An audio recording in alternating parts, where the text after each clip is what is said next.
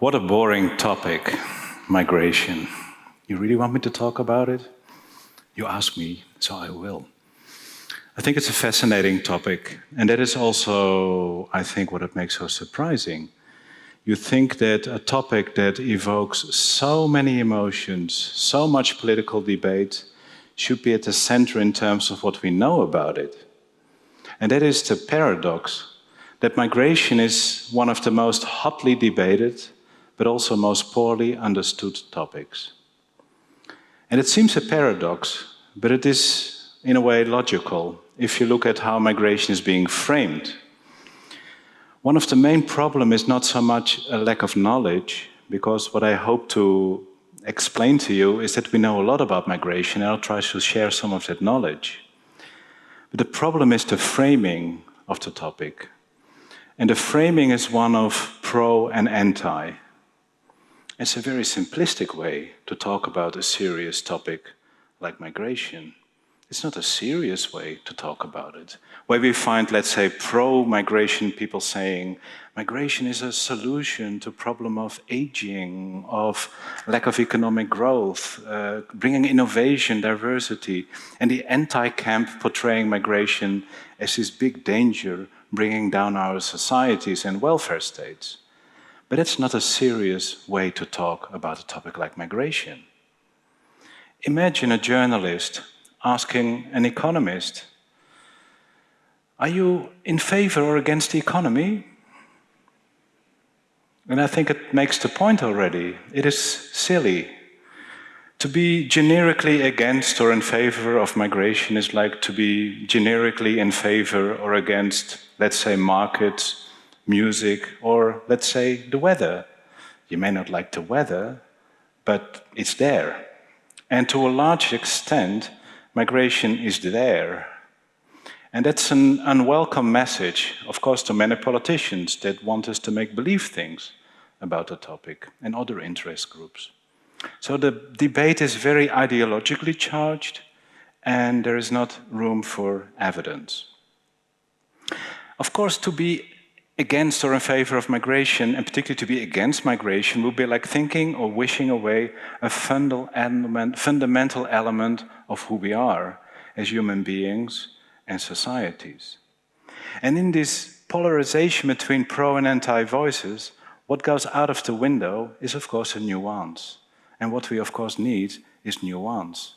What is happening is that the pro and anti-migration camps hugely exaggerate either the benefits or the harms of migration. And obviously that is a totally wrong way to think about this fundamental element of who we are as human beings. But this simplistic framing has been paralyzing migration debates for decades now, and is a major obstacle for gaining a better understanding of migration. What research also shows, and I'm going to give you a few examples, is that migration policies often are ineffective or completely backfire because they're not really based on any real serious understanding of how migration really works. So the truth gets distorted on all sides. The dominance of ideological views is taking away this nuance. And that's why we need better knowledge. And this is also why I decided to write a book about migration under the title How Migration Really Works. And if you allow me to make some publicity, I'm very happy it's being translated in a range of languages, because my goal with this book was to unlock what I call a century of migration research and a knowledge about migration. I've done migration research for the last 30 years, but there's a whole field of studies out there, a science of migration, that I think the public has the right to know, to look beyond the political smokescreens, beyond the ideological visions of migration. So I want to unlock this knowledge. And I think it is urgent to do so, because the debate on immigration has grown increasingly toxic and dangerous. Just look at what happened in the UK just a few weeks ago, the race riots, basically, the migrant riots in the UK, shows that it has real consequences. in terms of how people think about this issue. It has real consequences for social cohesion, and it also provides a platform for all sorts of extremist politics. And that is why I decided to write a book, because I was basically frustrated that all this knowledge didn't enter the public realm. What I tried to do in the book and with this knowledge is to break through this deadlock by equipping readers with scientific insights on the dynamics, causes, and impacts of migration. But more than just trying to show what's wrong with the way we tend to look at migration, I also tried to present a new vision, a new way of talking about migration, not primarily as a problem to be solved or a solution to a problem, but as it is. And how is migration then? Well, migration is just part of a much bigger complex of changes in our societies. And we cannot isolate migration from that much bigger complex of social, economic, demographic, and cultural changes that we are witnessing, not just within countries, but within the world as a whole. So there's a migration science out there, and the public deserves to know, because politicians won't help us to do it. I've been told by many senior policymakers and politicians, after I would, for instance, give a speech, they would tell me, "We know you're right, but implementing this would be political suicide." And you know that politicians often selectively shop in evidence, so we never get that balanced perspective. And in order to go through these smoke screens, we need this knowledge.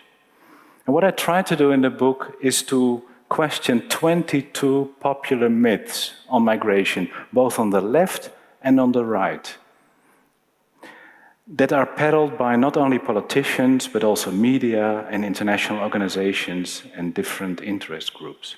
And the evidence forces us to rethink almost anything what we know about migration.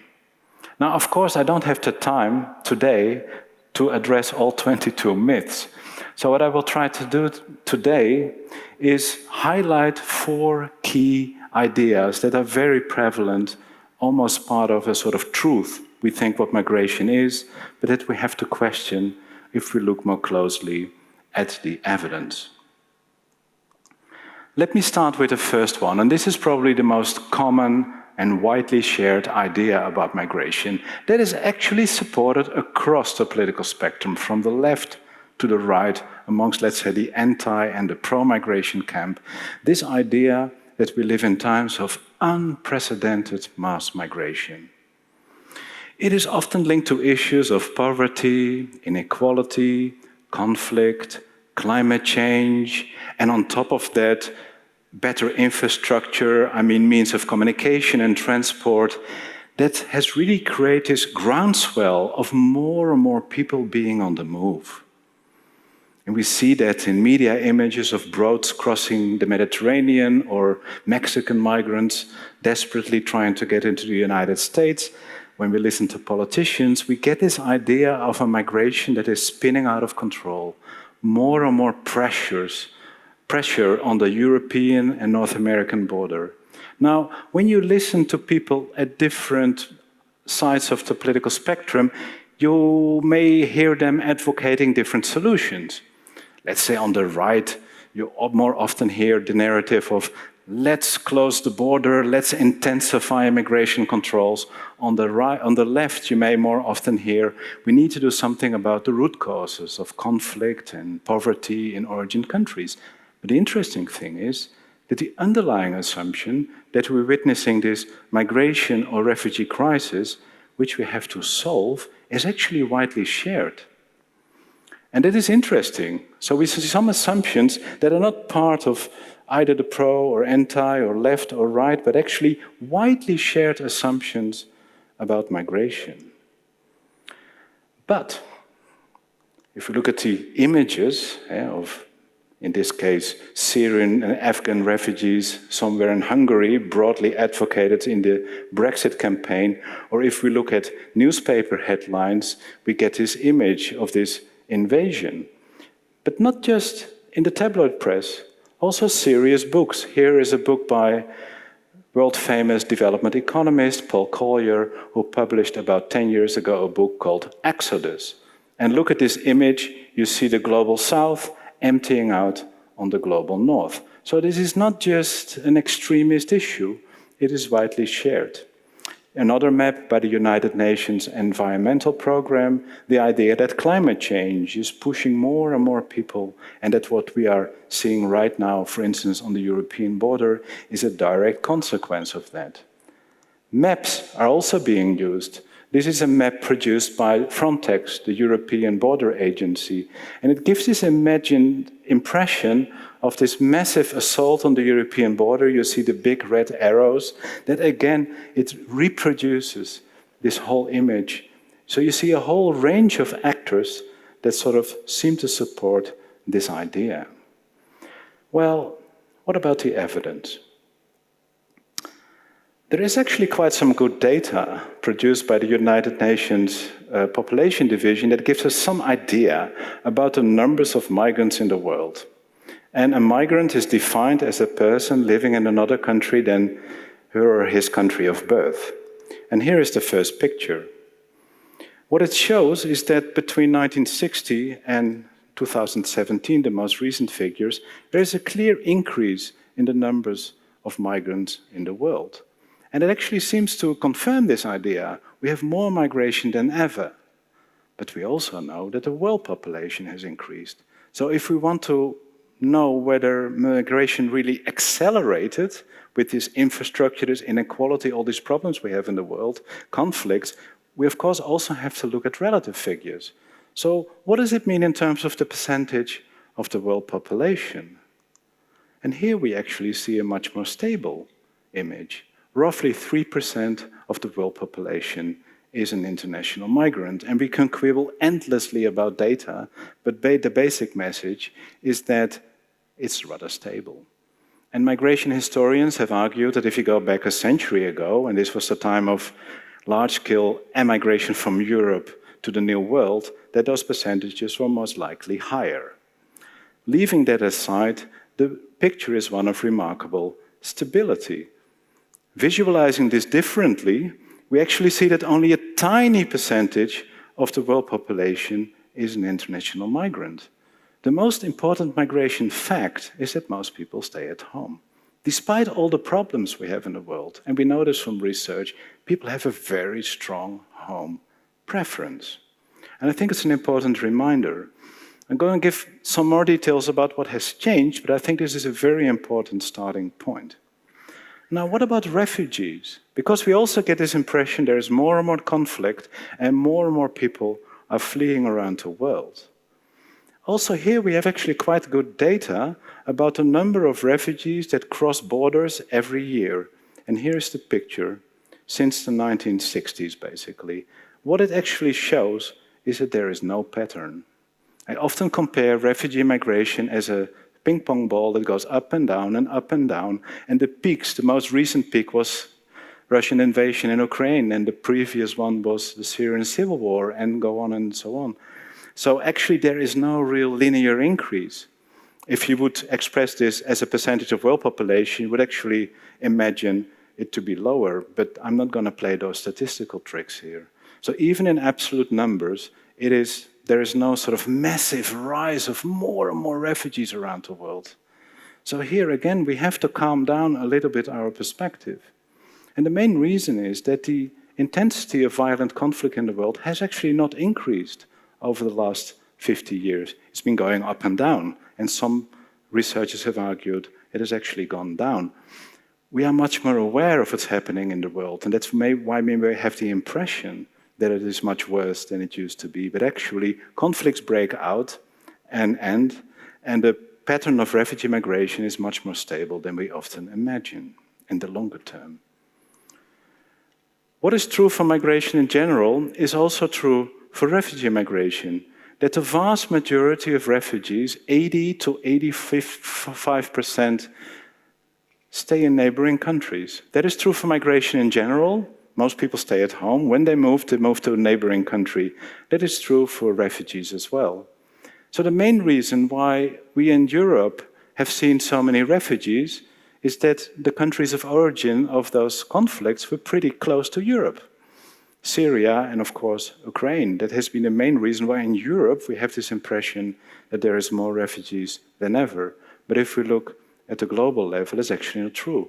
But even in Europe, if we go back to the 1950s, the post-war years, the actual number of refugees was far higher than they are now. So it's, again, defying this idea that we have this groundswell of ever-increasing number of refugees in the world. What about illegal migration then? Many people would say, well, this is the real issue. That's also what politicians would say. People don't have problems with migration. It is about these people crossing borders without asking permission. Well, again, the data here gives reason to question this assumption.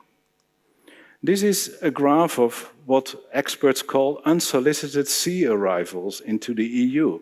This is not only people crossing borders illegally, but it also includes refugees. And since it's a human right to ask for asylum, you cannot classify those migrants as irregular or illegal migrants. But this is basically the number of people that get apprehended by border guards every year in Europe.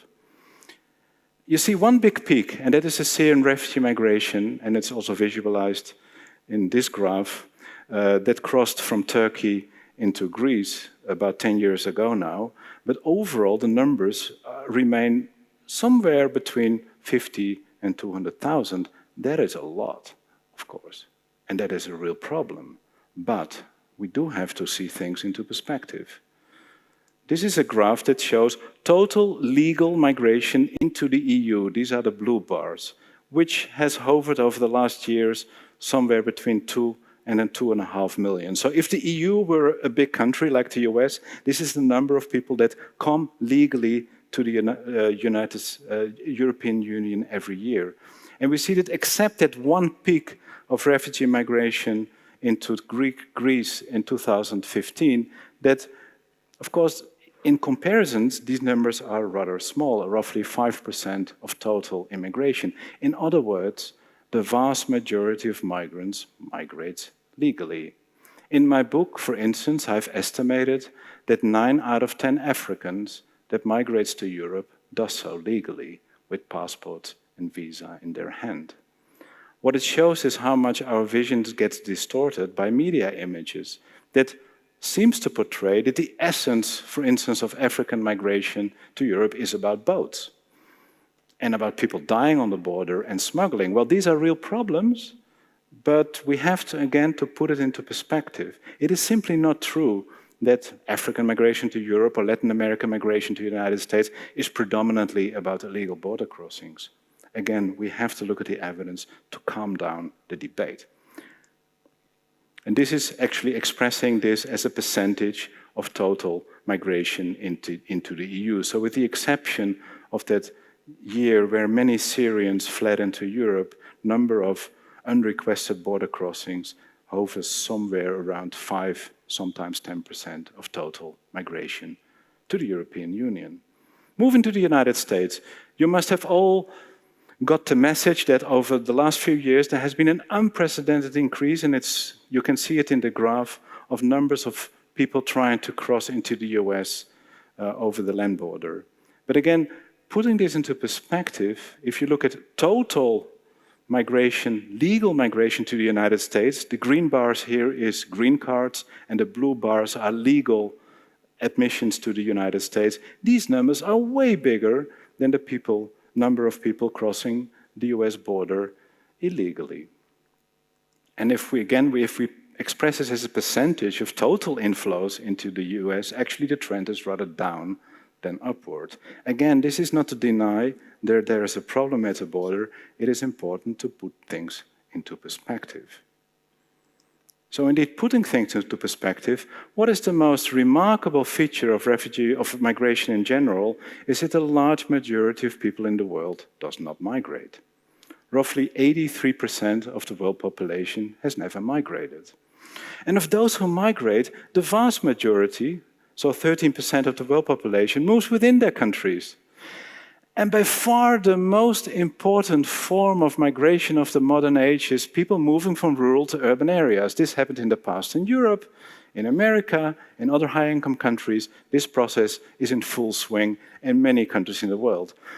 There are more people migrating within China than international migrants in the world.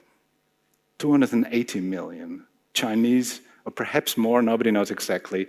That is more people just within China moving from west to east, from north to south, etc., than people moving in the world. So international migrants is roughly 3, perhaps 3.5%. 10% of international migrants are refugees, so we talk about 0.3, 0.35% of the world population. So this is really showing things into perspective. And if we have a world map of migration flows, what we actually see is the complexity. This has nothing to do with the global south massively moving to the global north. It is a much more complex pattern that defies anything that we usually hear about migration. Well, does that mean, hey, we don't see an exodus, we don't see an invasion, does that mean that nothing has changed? No, a lot of things have changed. A lot of things have changed. And that makes it completely understandable that from a European perspective, in particular, migration seems higher than ever. Because if we look at the history of migration, we see that the place of Europe on the global migration map has fundamentally changed. Of course, Europe over the last, ever since the so-called discovery of the Americas, has been the continent of outmigration. Europe has been the source of colonists, soldiers, enslavers, missionaries, settlers, and later ordinary migrants. And did Europeans ever ask permission to do so? And if we define illegal migration as the crossing of a border without, and particularly settling in another country without asking permission, I think it is justified to say that European colonialism was the biggest illegal migration in human history.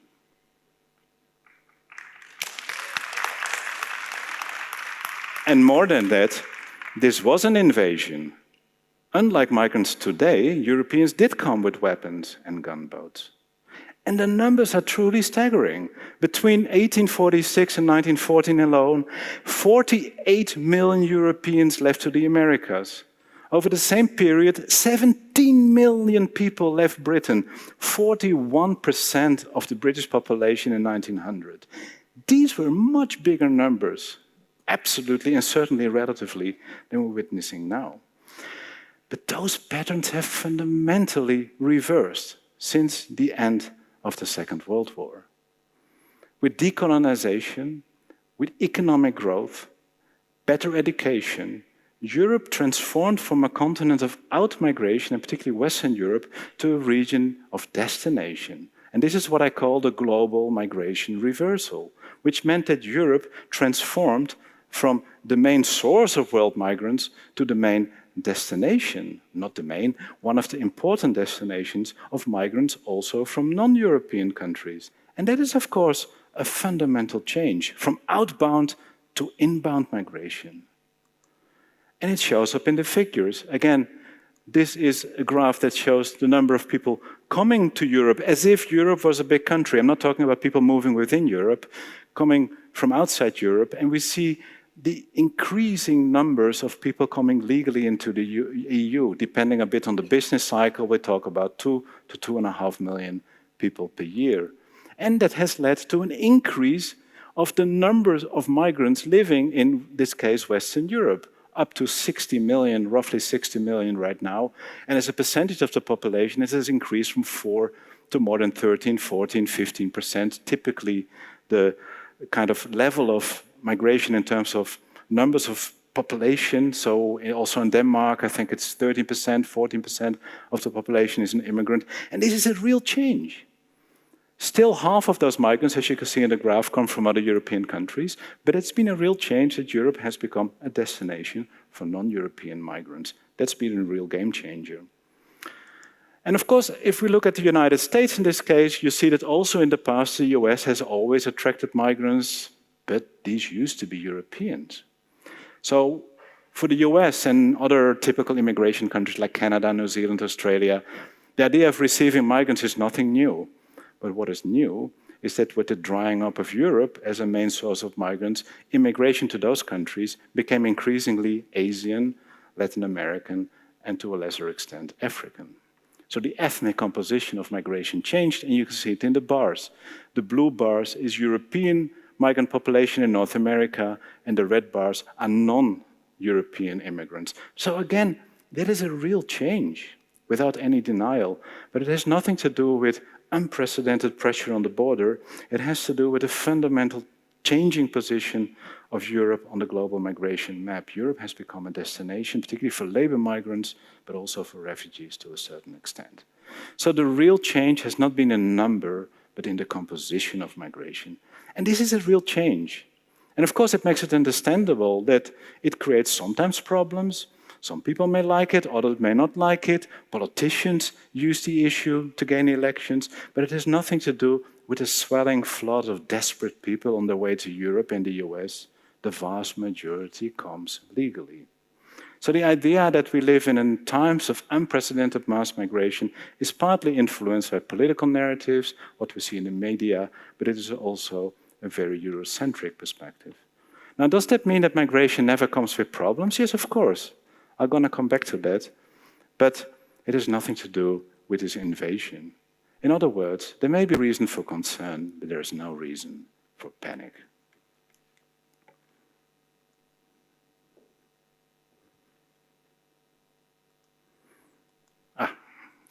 Second myth. Border restrictions reduce migration. Seems like a no-brainer, right? You make it more difficult to cross a border, and if migration is this cost-benefit analysis, it may not stop migration, that's what we see in the news, and you saw it in the graphs, but it will at least discourage some people to come. And that's why we've been building all these walls in the world. The irony is, since the fall of the Berlin Wall, we have more border walls than ever right now, and these are often anti-migration walls. This is an example between Mexico and the US. This is one of the two land borders between Europe and Africa, in one of the Spanish enclaves on the northern Moroccan coast, Melilla, and we've seen a true militarization of border controls. This should bring down immigration, right? You introduce visas, you make it more difficult to cross borders, so there should really be less people crossing borders. But that is a very simplistic way of actually looking at migration. Why? Because the real question is, the real scientific question is, how do border controls not just only affect the number of people coming, but also the entire process of coming and going? Because if we only look at the number of people coming and not who goes back, we miss half of the picture, obviously. And we know, just look at migration within countries within the European Union, many people go to a place, work a few years, study, and often go back or not go back, but it's a very fluid and circular process. So if we want to understand how borders influence migration, we need to understand how it affects the overall process of coming and going and the decisions and behavior of migrants. And another question we have to ask, this idea of we have to secure the border in the United States or European Union is not new at all. It goes back all the way to the 1990s. And the real question we have to ask is, why actually, despite 3 decades of the same promises by politicians and massive resources put into border crackdowns, they seem to have failed to produce any meaningful results? Actually, the evidence suggests that they have, in many cases, backfired, and that some of the problems you see at the border are actually created by these very same policies that pretend to solve the problem. Here is this land border between Spain and Morocco. And I've studied for many years Moroccan migration to the European Union. And again, Morocco has been at the forefront of this so-called fight against illegal migration. And this is the last example of a migration deal struck between the European Union and the Tunisian government last year. But this is the 33rd year of these kind of deals. That goes way back all the way to the 1990s, to be precise, 1991. Because in 1991, European Schengen countries introduced a visa for North Africans before Africans could go freely. So look at Moroccan migration. This is migration up to that point where European Union started to make it more difficult for Moroccans to come to Europe. So we introduced a Schengen visa. And in this whole period after 1991, we have, of course, introduced all sorts of patrols on the border, have made it more and more difficult for Moroccans to come. And you would expect migration at least to come down a little bit, right? So what happened? Didn't really work, right? Question is why? You cannot really say this was a success. So we have to look at the longer term. What politicians typically do is to highlight the latest success, but if we look at the longer term, things look much more complicated and often much more gloomy. The issue is that, and this is what we know from research, that border restrictions can have a lot of unintended consequences that either make them less effective, but sometimes also completely counterproductive. Of course, the first thing that comes to mind is it pushes migrants to take illegal routes. If it's more difficult to come in legally, you may try to come in illegally. And what Moroccans typically do, they would hire the services of a fisherman to bring them on the other side of the Mediterranean shore across the Strait of Gibraltar.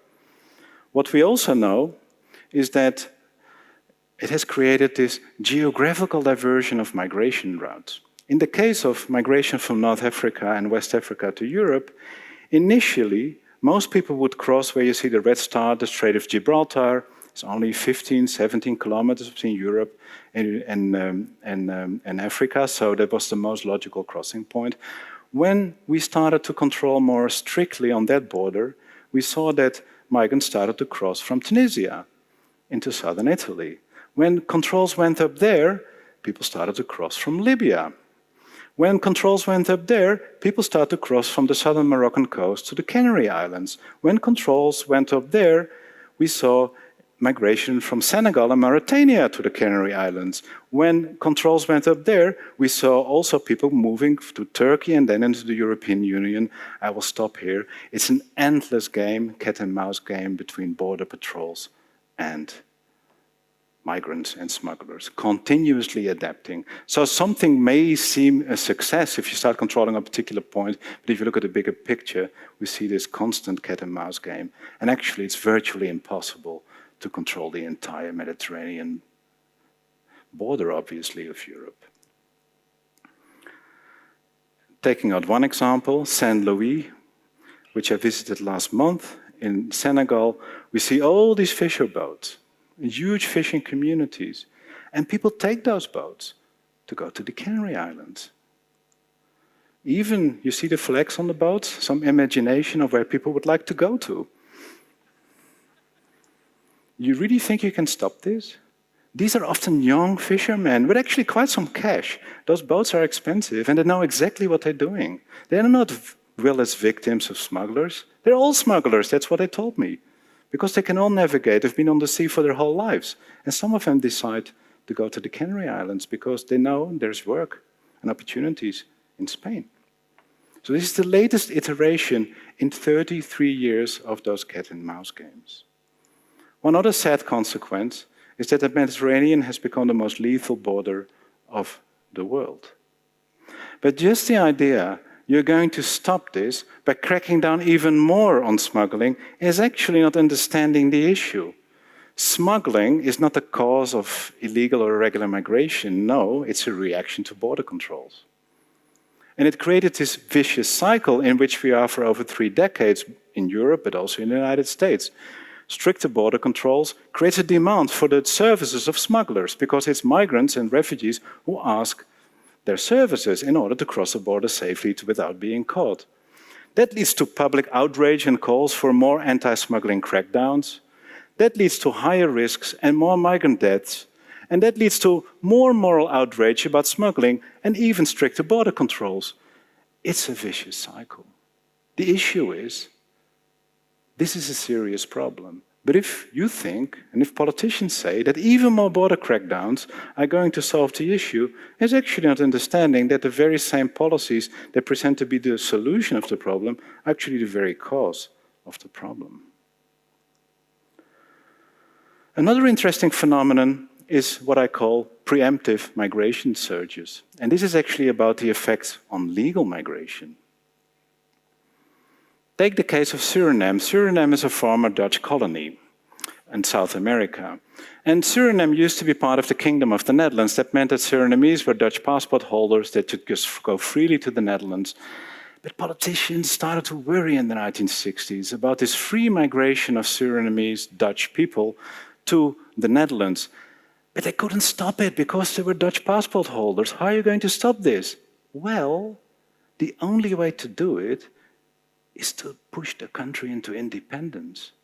Quite some Surinamese wanted independence, but they weren't in such a hurry. But suddenly the Dutch were in a hurry to make the country independent. Surinamese elites were smart. They say, well, we can have independence, but 1975, but we're going to have the right until 1980 to still come to the Netherlands and to pick up a Dutch passport. What do you think many Surinamese thought with all the uncertainties about independence and also the door shutting? Hey, 1975, the deadline, independence, 1980, visas. What do you think many Surinamese thought? It is now or it is never.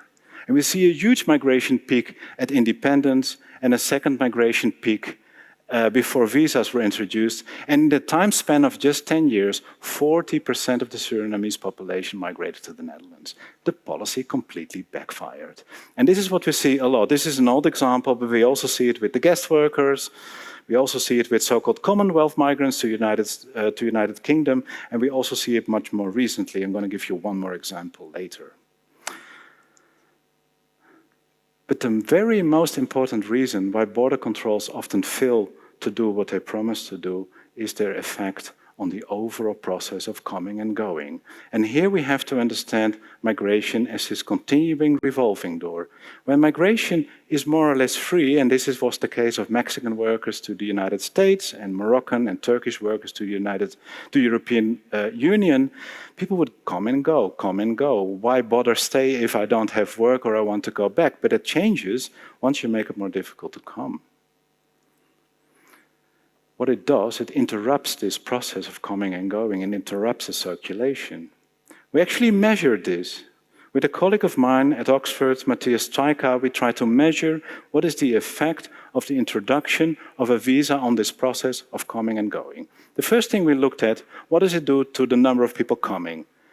Actually, on the longer term, it decreased inflows by 67%. You may think, well, it does work, right, a migration restriction. But look at the following thing. It decreased return flows by 88%. You don't have to be a scientist to understand what it actually means is you end up with more migrants.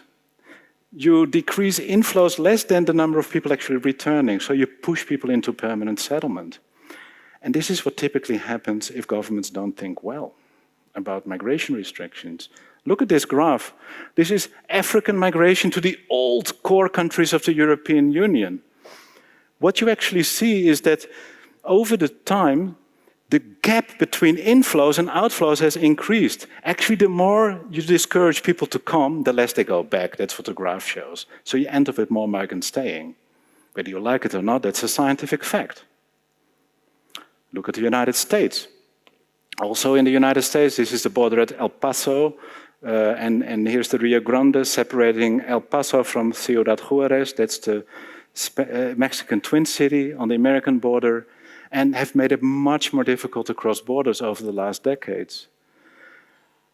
The famous American migration researcher Douglas Massey, again, has tried to measure what the effects of that have been. On the one hand, this is the Border Patrol budget, which has really skyrocketed. The United States, ever since the 1990s, this is not a Trump thing. It's been going on for 3-4 decades in the United States. Building fences, walls, make it more difficult to cross. The main effect was the following. This graph shows the probability of Mexican migrants that come to the US to return. And what you see is back in the 1970s, quite a high percentage, 40–50% of Mexicans who went to the US would go back.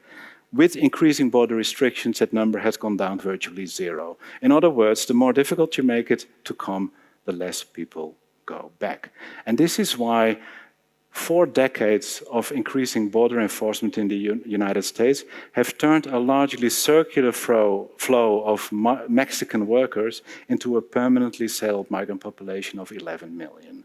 So again, the policy is not based on the real insight of how migration works, and this is why you get those counterproductive effects. Well, many people on the left would say, indeed, it doesn't work. It leads to more suffering, it leads to more deaths. It is counterproductive. We need to address the root causes of migration. We need to make sure people no longer have reasons to come here. We have to increase development aid. We have to make sure people have employment. We need to bring development to poor countries so people wouldn't come here. In 1995, former Danish Prime Minister Rasmussen said, if you don't help the third world, then you will have these poor people in our society. This is a widely shared belief still amongst many people, particularly on the political left. We have to do something about those problems.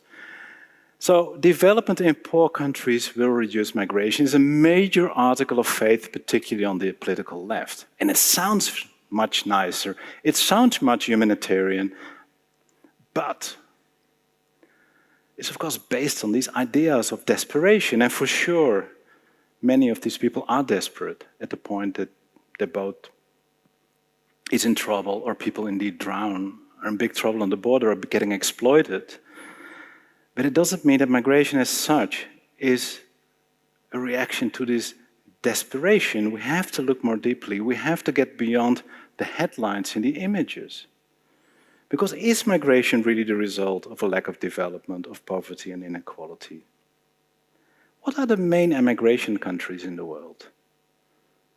Well, in Europe we talk about Poland, right, Romania, but if we look beyond Europe, we may think about Mexico or Turkey or Morocco indeed, or the Philippines or India. Are these the poorest countries in the world? Not at all. If we look at Africa, actually most mobility in Africa is within the continent. And an analysis I did on African mobility showed that Africa is the least migratory continent in the world. Most Africans move within the continent. And those countries that have significant migration out of Africa are actually the countries with relatively high levels of development and connectivity to the outside world. For instance, Northern African countries, South Africa, Ghana, or Senegal. These are not the poorest and most unstable countries. And this is not a coincidence. There is actually a whole theory that argues that development leads to more migration, and I decided to put it to the test. And this graph tries to show what is the connection between the level of human development, which means levels of economic growth, education, life expectancy, a sort of rough idea. I divided all the countries in the world in 5 groups, and subsequently I looked what are the patterns of migration. And the first statistic I calculated was the number of people who are an immigrant. So how many immigrants attract a country as the levels of development go up. And this shows a very intuitive pattern. What it basically shows, the more developed a country is, the more migrants it attracts. And the highest level of development countries like Denmark, on average, have roughly 15% of the population consisting of immigrants. The surprise is in the second graph. That shows the number of people moving out of your country. And it actually shows it's the middle-income countries that have the highest emigration levels. And it dovetails with a lot of other evidence. It actually shows that if poor countries become richer, more people start to migrate, not less. And for instance, countries in sub-Saharan Africa, some South Asian countries that are in this very low to low levels of human development, any form of development seems to lead to more migration. So it's a non-linear pattern. Only when countries get really rich, emigration becomes less and countries start to attract more migrants. And it seems a paradox, but once we start to think about it, it actually makes a lot of sense. But what it shows is that traditional ways of thinking about migration, and if you've ever had lessons or some information about migration, you may have heard of this push-pull model, which sort of visualizes this poverty push. People are being pushed out by poverty. But that is not a right way of looking at migration. we have to forget about this model. We have to find an explanation why we find this paradox that development often actually leads to more migration, not less migration. How can we explain this? Well, once we start thinking about it, it is not so difficult. First of all, migration is expensive. It requires a lot of resources to cross borders. That is not only true for highly skilled migrants, it is also true for people who go on those boats. For instance, in Senegal, it's actually quite expensive. One such boat costs 10,000 euros at least. To pay for smuggling services is often a year's salary. That's something the poorest of the poorest couldn't afford. But the whole assumption that poverty and inequality drives migration is therefore flawed. Why? It's not only the resources, it's also because migration requires aspirations. What typically happens, and a lot of studies have confirmed this, the best way to encourage migration is to school a population. Bringing schools to villages and rural areas is the way to encourage migration. Why? It's not just about money, it is also about once people go to school, their whole ideas of the good life are starting to change. Typically, they no longer want to stay on the farm, they typically want to go to an urban area, in some cases abroad, and that's another reason. And this happened in the past in Europe. People moving from villages to cities, but also moving to America, New Zealand, Australia. And this is what we see exactly happening right now in many so-called developing countries. I try to sort of develop a sort of theory to explain this. I say, well, migration is a function of two things: aspirations to migrate and capabilities to migrate. And what we see that with development, if people have a little bit more money, better connections, perhaps a diploma, better infrastructure, it increases their capabilities to move within countries or across to other countries.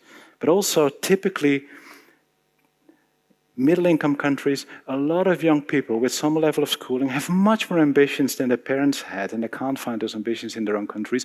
Plus, they have the means to move out of the country. And this is why we often see that migration goes up instead of down.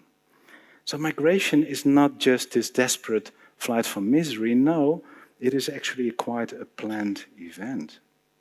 And extreme poverty may actually prevent people from moving. And this is one of the many reasons that climate change is very unlikely to lead to massive transcontinental international migrations. I've participated in several research projects together with climate scientists and migration researchers, and it sounds very counterintuitive, but the fact is that, for instance, natural disasters may lead to displacement, but most people will get displaced on a local level, but the most vulnerable people, whether we talk about climate change or impoverishment or political conflict, are those who get trapped there where they are. So climate change is a huge problem. But the most vulnerable people are the people who cannot even get away. And this is what we saw with Hurricane Katrina in the United States, that the poorest people without means were the ones who got stuck in the old city and died disproportionately. So we have to reverse the way we think about migration. The most vulnerable are most likely to get stuck. And migration is not so much this desperate flight from misery, and that resonates with this conflict thinking. Migration, and of course there are migrants who are victims, there are migrants who get oppressed, who get exploited, whether by smugglers or by employers, but it's a very one-sided perspective to just portray migrants as victims. Who here is a migrant? Some hand. International migrants, right? Who here is an internal migrant? Well, it proves the point. The large majority of you, arguably not the lowest educated, I guess, and this is generally what we see. Migrants are exceptional people. Even people who are portrayed as poor victims generally are already middle class, lower middle class, or even higher, because migration is an investment in a better future. Migration creates opportunities. Migrants send money back, and that is actually one of the most important reasons people are willing to take risks. That is the most important reason people are willing to suffer and endure exploitation, because they have the long-term future in mind. So it's an investment in a better future rather than a desperate departure. Look at this bus in Guyana in South America. No euro, no love. You have to send money. The idea is often a family invests in the migration of one family member. And this is a lot of money. The money migrants send back, so-called remittances, has mushroomed over the last decades, up to over 300 billion US dollar being sent by migrants back home every single year. That is a lot of money. And compare that to development aid. Actually, it is higher than development aid. And you could say that migration is by far the most effective way because this migrant money is flowing directly from migrants to those who need it back home. And no money is being spent on expensive Western consultants and governments gobbling up all that money. So you could say migration is development. Development leads to more migration, and migrants help development back home because what do migrants typically do with the money? Build a better house, send your kids to school, send your parents to hospital, and perhaps do some investments back home. So that's why migrants are willing to take those risks. And the idea that these young Senegalese men are not going to leave, I think that's a complete illusion. The world is changing. That leads me to the last myth. Migrants steal jobs and drive down wages. You know the narrative, right? Or even bring down the welfare state. I don't have to expand on this claim, right? It's a very, very common claim. But actually the evidence shows that we have completely to turn around the main causality of the argument. Many studies based on the best data have shown that labor demand and recruitment are the main drivers of migration. In other words, migrants come to fill vacancies, not to take jobs. What has happened over the last decades is that processes like population aging, emancipation of women, higher education, alongside the sort of deregularization of labor markets, have created more and more demands for all sorts of jobs that native workers no longer are willing or able to do. And that is the real reason why we see a structural increase of migration to Western countries. And it should therefore not be a surprise that there is an extraordinarily high correlation between business cycles and levels of immigration, with more migrants coming when labor is scarce and many returning when the economy is doing bad and unemployment is rising. This is the graph for Germany. Except for this refugee crisis in 2016, what we see is the blue line is economic growth and the red line is net migration to Germany. What we actually see is that when the economy is doing well, Germany attracts a lot of migrants. When it's not doing well, lots of migrants go back, and so on and so forth. Go to my country, the Netherlands, similar pattern. The reverse pattern is true when we look at unemployment. Even a stronger correlation. When unemployment is high in the Netherlands, not many migrants come to the Netherlands. There's not jobs. When unemployment is low, like right now, lots of people are coming. But the strongest correlation is with labor demand. Job openings in the Netherlands, orange, red graph, and net migration. Certainly the last few years, it's almost a perfect correlation. That's a different picture, right? Look at the US. We see a huge hike, you saw this figure before, of irregular border crossings. But look at job openings in the US, an all-time high. There is a relation between these things. Dani Bahar, a US-based migration economist, has shown that also illegal border crossings are highly correlated to the business cycle in the United States. So, to conclude, by far the best way to curb migration is to wreck your economy. But that's not what we want, at least that's not what governments want. They want to promise us on one hand a thriving open market economy that keeps on growing as fast as possible, and at the same time you don't want immigration. There's a beautiful English expression, you can't have your cake and eat it too. However, politicians keep on creating that illusion. And we see this huge gap between what politicians say and what they do. And we measured it actually. What we discovered in a big research project we conducted with a team in Oxford is that immigration policies, and this is what this graph shows, have become less restrictive, not more restrictive. They tried to make us believe they've become more restrictive. We measured 6,500 policy changes since the Second World War, and we saw that generally immigration policies have become less restrictive. We made it easier for workers to come, not more difficult. So there's a huge gap between what politicians tell us and what's happening in reality. Do you think that right-wing politicians are more restrictive on immigration than left-wing politicians? We also tested that. We looked at border control policies. We found, yes, border controls have gone up, you know, the visas and the border patrol, but we did actually not find a significant difference between left and right-wing governments.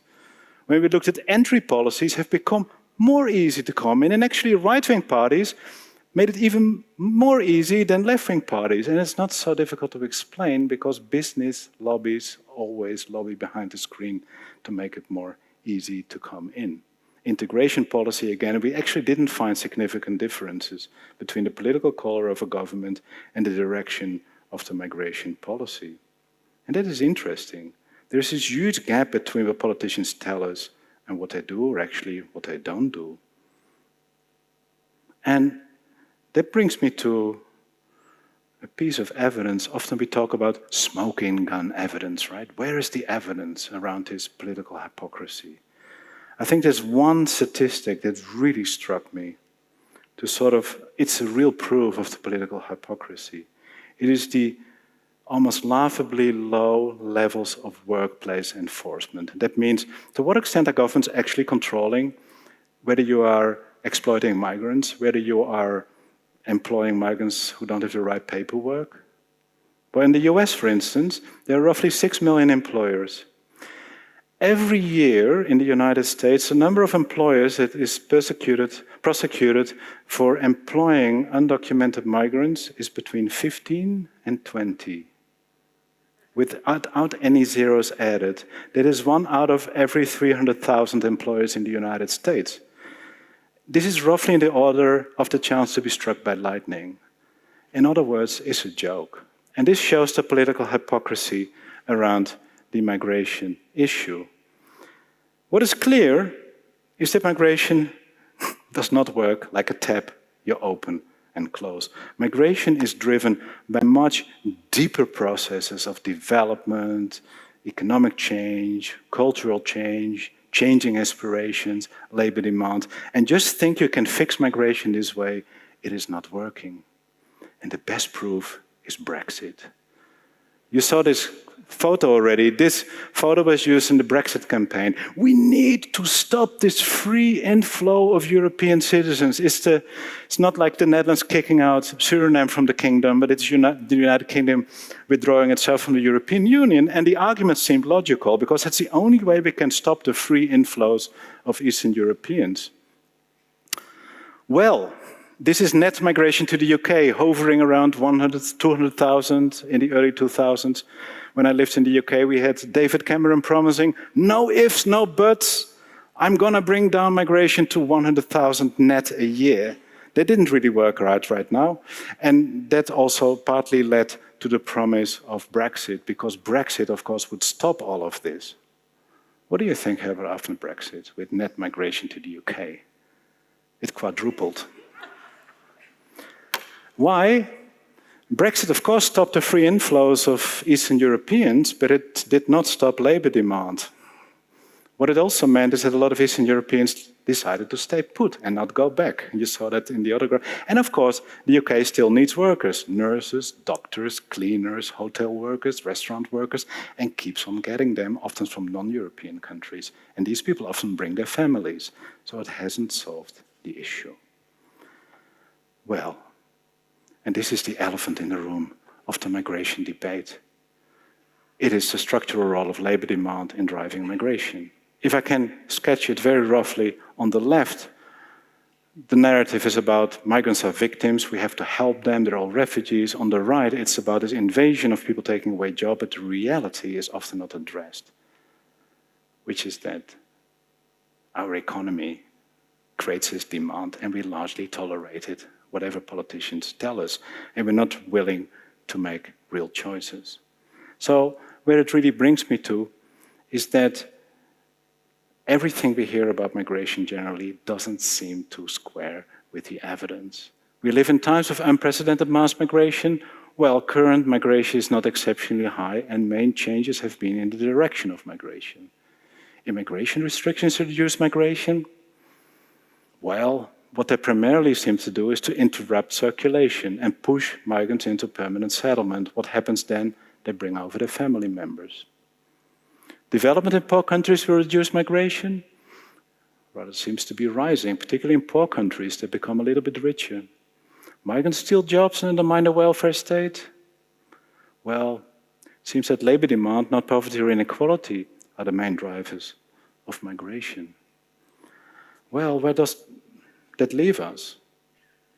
That's a long story I don't have time for here. But I think these examples convince you that we need to fundamentally rethink migration, and that we need an entirely different vision on migration, and that intuition is a very poor guide for understanding migration. There's a migration science out there, and I think it's time that we take that seriously. We need to rethink migration as a normal process, instead of a problem to be solved or a solution to problems, and as an intrinsic part of larger processes of development and social transformation. So we need a much more holistic perspective.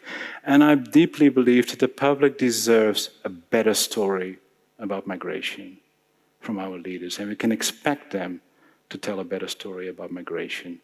That is not a pro or anti-simplistic story. That is a story about migration that can have positive and negative sides for different people in origin and destination country, but it is not a phenomenon that we can simply think away or wish away. Thank you very much.